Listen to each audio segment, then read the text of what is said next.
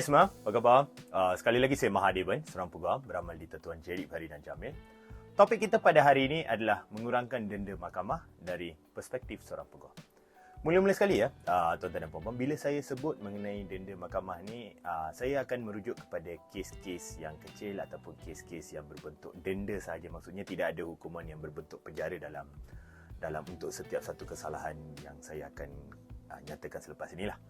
So, jenis-jenis kesalahan biasanya yang terguna pakai untuk situasi kita pada hari ini adalah kesalahan-kesalahan trafik dan sebagainya. Pada keutamanya trafik, tapi apa yang saya nyatakan ini kamu boleh pakai untuk kesalahan-kesalahan yang lain, tapi gunakan budi bicara masing-masing.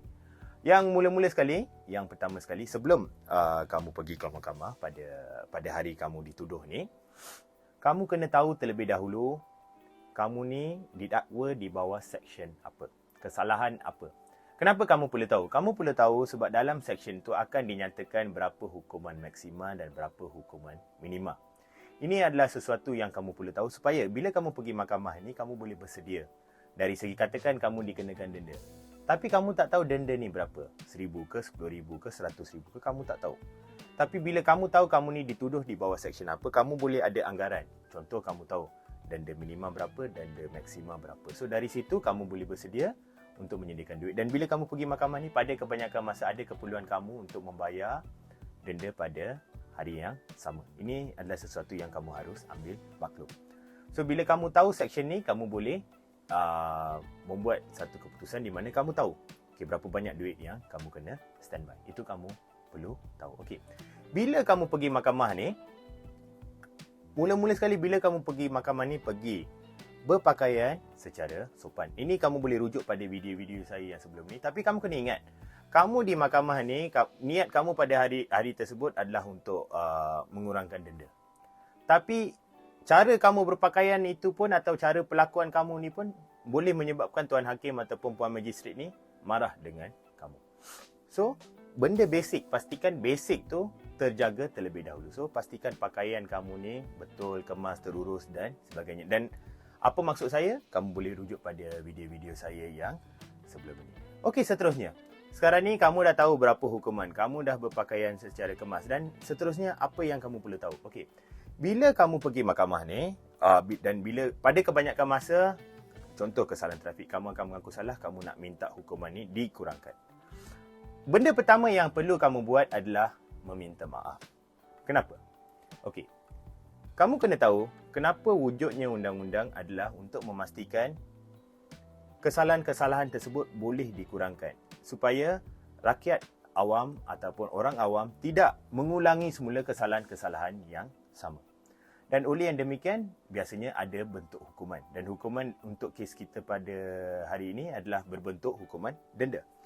So, apa yang hakim nak dengar pada kebanyakan masa adalah apa perasaan kamu selepas kamu didakwa. Dan sebetulnya, perasaan yang sebetulnya adalah kamu harus insaf, kamu harus sedar dan kamu boleh mulakan dengan meminta maaf. Ini yang paling penting. So, kamu boleh maklum pada Tuan Hakim, Puan Magistrat, saya meminta maaf, saya insaf, saya serik, saya tidak akan mengulangi semula. Ini adalah contoh beberapa ayat-ayat yang kamu biasanya saya lihat biasa digunakan di mahkamah. Dan kamu boleh gunakan ayat yang sama. Tapi saya nak tekankan di sini, kamu di mahkamah ni bukan untuk membuat satu drama. Dan kamu kena tahu, Tuan Hakim, Puan Magistrat, mereka adalah individu-individu yang sangat berpengalaman. Dan kes kamu ni bukan satu-satunya kes yang mereka dengar pada hari tersebut. Maksudnya, mereka dah cukup faham, cukup masak dengan cara-cara orang akan membuat rayuan dan sebagainya. So, bila kamu dah tahu benda ni, kamu jangan bersandiwara, jangan buat satu drama, tak perlu. Apa yang hakim nak tengok adalah sama ada kamu benar-benar insaf, kamu benar-benar sedar dan aku dengan apa yang berlaku. Itu yang hakim nak tengok. So, ramai yang di luar sana mungkin nak menyediakan satu skrip, nak buat tulisan, nak ni, tak perlu. Sebab kamu tak perlu nak buat macam, bila bahasa Inggeris kita kata, kamu tak perlu nak fake sangat. So, apa yang orang nak lihat adalah sama ada kamu benar-benar insaf, kamu benar-benar sedar terhadap apa yang berlaku. So, sebolehnya kamu nyatakan dengan luahkan perasaan kamu yang sebenarnya. Jangan ada-adakan perasaan tersebut. Jangan kamu buat benda yang tak wujud. Poin kedua, bila kamu dah meminta maaf, bila kamu dah kata kamu sedar aku dan sebagainya, pada masa yang sama, kamu kena pohon ataupun kamu jika boleh, kamu boleh memohon untuk denda tersebut dikurangkan. Tetapi, untuk hakim mempertimbangkan kenapa denda tu harus dikurangkan, kamu kenalah bagi sebab. Kamu tak boleh kata saya pohon denda dikurangkan dan kamu diam. Maksudnya kamu tak bagi hakim apa-apa point untuk beliau mempertimbangkan rayuan kamu untuk mengurangkan denda tersebut. So, apa yang kamu boleh nyatakan? Okay, Pak, yang paling asas apa yang saya selalu lihat adalah biasa orang akan sebut mengenai keadaan keluarga, keadaan pendapatan. Ini adalah sesuatu yang asas. Biasa orang akan cakap, tuan, gaji saya RM2,000, saya ada menjaga seorang ibu, saya ada tanggungan isteri, anak-anak, saya pohon. Ini adalah contoh apa yang kamu boleh nyatakan untuk mengurangkan denda kamu. Tapi pada masa yang sama, kamu janganlah menipu. Okey? Kamu di mahkamah ni untuk membuat rayuan, bukan untuk menipu. So, kamu bagi tahu Puan Hakim, Tuan Hakim, apa keadaan situasi kamu yang sebenar. Ini kamu boleh terangkan dan kamu boleh nyatakan untuk hakim ataupun magistrat faham mengenai apa yang kamu cuba sampaikan. Pada masa yang sama, okey, katakan kamu dah sampaikan benda ni, okey, apa lagi poin lain yang kamu boleh utarakan? Okey, contoh, kamu juga boleh mengatakan jika kamu ada tanggungan, mungkin ada OKU ataupun ada ahli keluarga yang sakit yang kamu tanggung ya. Jika kamu ada seorang ahli keluarga yang sakit yang kamu tak tanggung, tu tidak relevan. So, kamu boleh nyatakan saya ada seorang ibu yang sakit, ayah yang sakit, mengambil ubatan dan sebagainya. Ini adalah lagi satu cara di mana kamu boleh sampaikan kepada pihak mahkamah untuk mereka memahami situasi kamu dengan harapan denda ini boleh dikurangkan. Dan pada setiap masa bila kamu membuat rayuan ini, bahasa adalah penting. Tata tertib adalah sangat penting. Kamu jangan pergi ke mahkamah dan bersifat kurang ajar. Pada kebanyakan masa, orang bukan nak kurang ajar dengan sengaja. Tetapi pada ketikanya kamu beranggapan bila kamu berada di mahkamah ni, bila kamu tengok hakim tu, dia cakap baik dengan kamu beranggapan kamu macam berbincang dengan kawan. So, kadang-kadang bahasa tu, tertib itu tidak dijaga.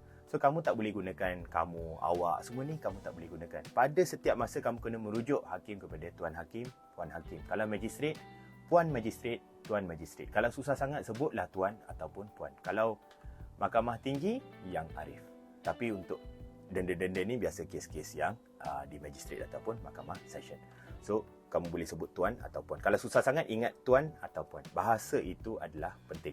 Jangan kamu macam pergi sana, oh saya, awak, kamu. Tak boleh lah. Itu kurang sopan. Sebab kamu di sini cuba mendapatkan denda yang kurang.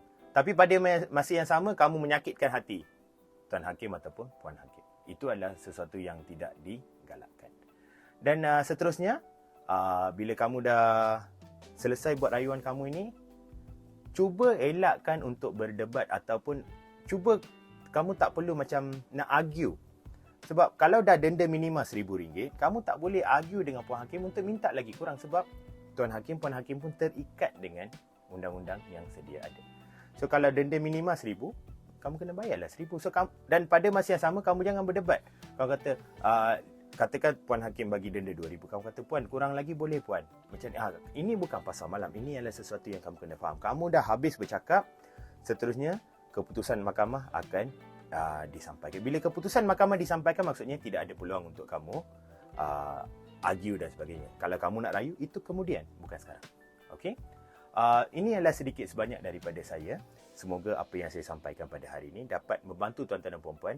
Ini lebih relevan kalau untuk kes-kes rayuan kecil-kecilan yang kamu boleh buat sendiri. Kalau kamu tak confident, kamu perlukan nasihat peguam, perlukan tunjuk ajar peguam, itu juga adalah hak kamu. Kamu boleh mendapatkan nasihat dan tunjuk ajar peguam. Sekian saja daripada saya. Semoga kita berjumpa lagi dalam episod yang akan datang. Terima kasih.